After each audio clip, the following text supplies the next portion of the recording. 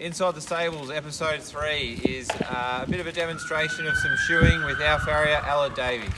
So what are you doing? Just pretty much removing sort of excess sole, just so you can see an indication of how much foot it's grown in that 3 weeks. Sort of in this case, it's grown bugger all.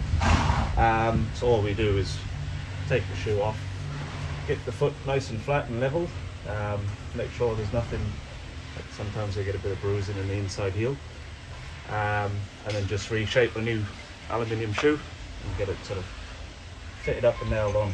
Basically, when we take the shoe off, you can see the perimeter is the hoof wall, and then between the sole and the hoof wall there's a junction called the white line. So it's a flexible junction between the two.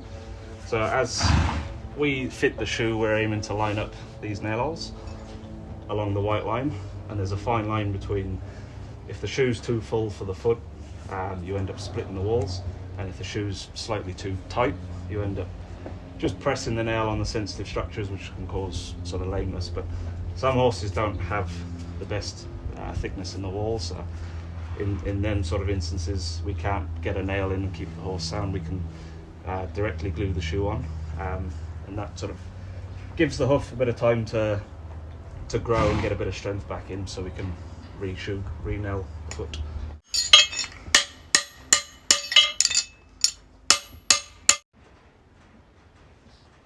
With some of these horses, they can be quite flat in the soles, so we can seat the shoe out. This is just taking that pressure up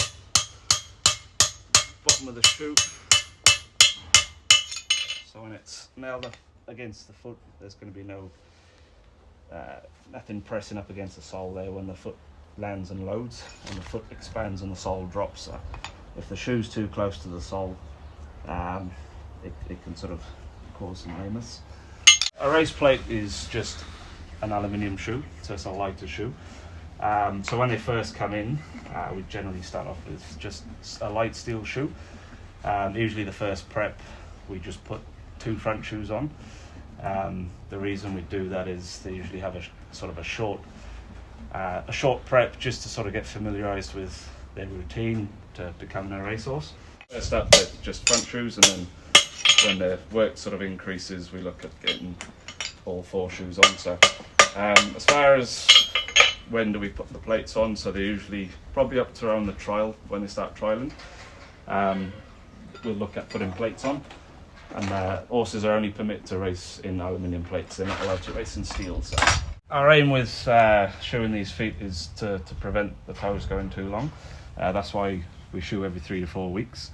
An ideal foot would be a straight line through the pastern to the foot.